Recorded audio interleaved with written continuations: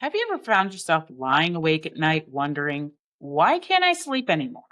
Maybe you're waking up several times a night, lying awake for hours, or waking up in the morning feeling just as tired as when you went to bed. If you're in perimenopause or menopause, you're certainly not alone. Sleep changes are incredibly common during this stage of life, but they're also widely misunderstood. While hormonal changes are part of the story, they're not the whole story. The surprising part is that sleep problems during menopause aren't caused by just one thing.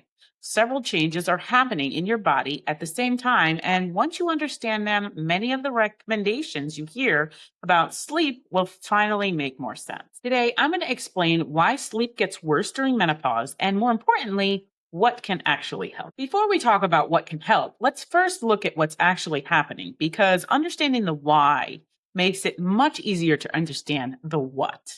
If you've noticed that your sleep has changed during perimenopause or menopause, you're not imagining it. Many women who used to sleep through the night suddenly find themselves waking up at 2 or 3 in the morning, tossing and turning, or getting out of bed feeling like they hardly slept at all.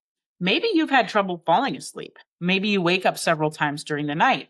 Or maybe you fall asleep just fine, but you're wide awake long before your alarm goes off and can't get back to sleep. However it shows up, it can leave you feeling exhausted, frustrated, and wondering what on earth happened. The hard part is that many women are told this is simply what happens during menopause and that they should just have to live with it. While sleep changes are certainly common during this time of life, that explanation doesn't tell the whole story. When we understand what's changing inside the body, we can begin to support it in ways that make a real difference.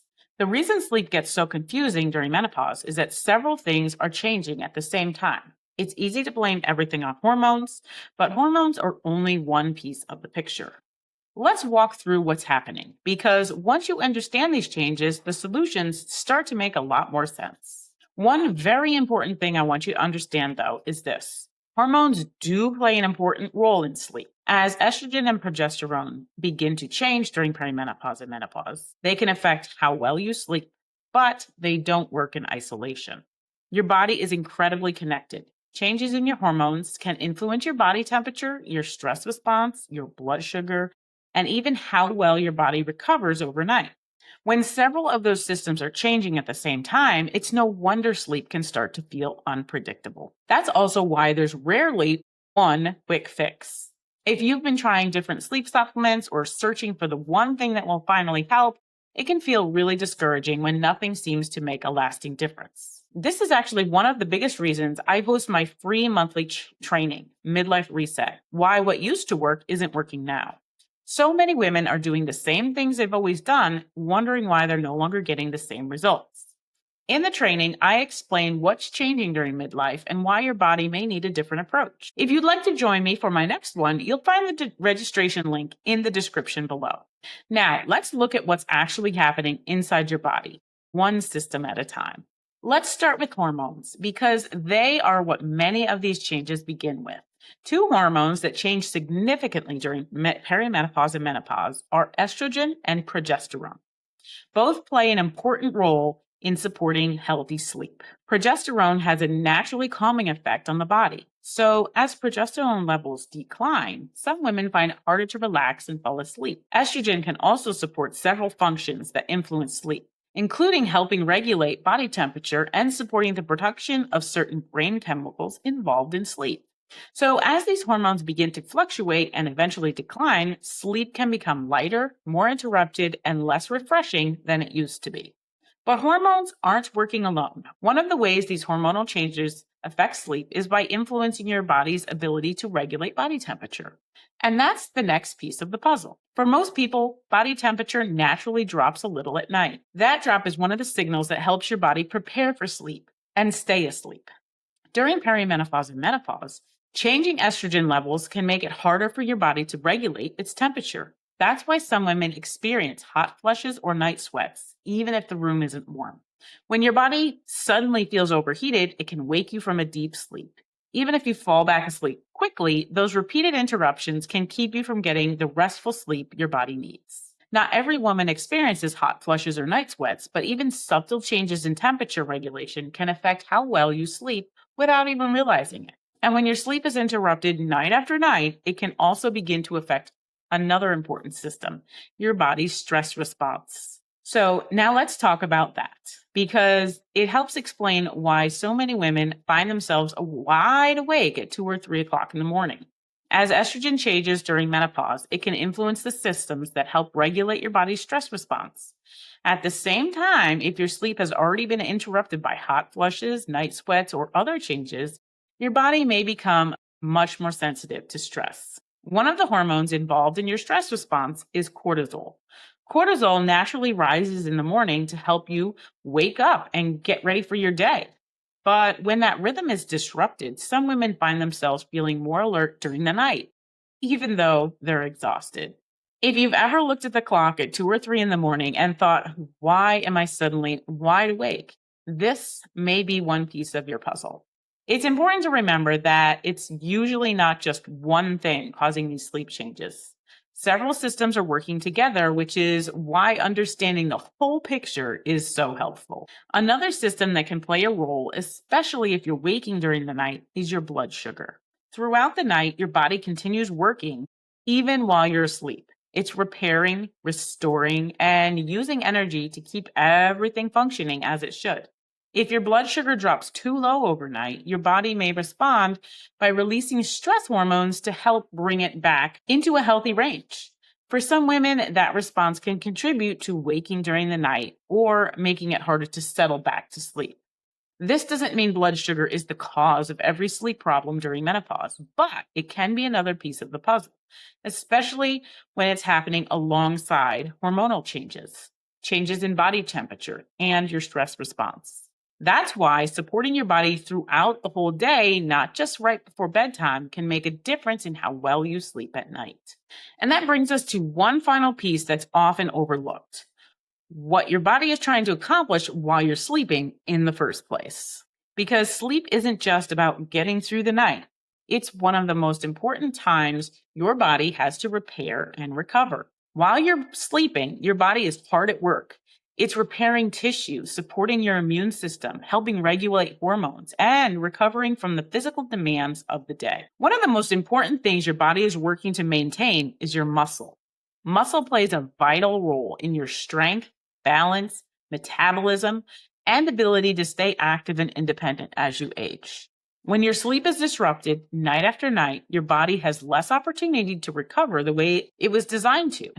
That doesn't mean one bad night's sleep causes muscle loss, but over time, consistent poor sleep can make it harder for your body to recover, especially during midlife when preserving muscle becomes even more important.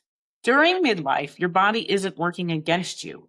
It's working differently than it used to. The more you understand those changes, the better you can support your body instead of fighting against it. That's why improving your sleep isn't just about having more energy tomorrow. It's about supporting your overall health for the years ahead. So now that we've looked at what's happening inside your body, let's talk about some practical things that you can do to better support your sleep.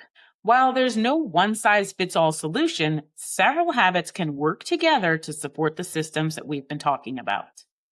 First, try to get outside for some morning sunlight as early in the day as you can. Natural light helps reinforce your body's internal clock, making it easier to feel alert during the day and sleepy at night.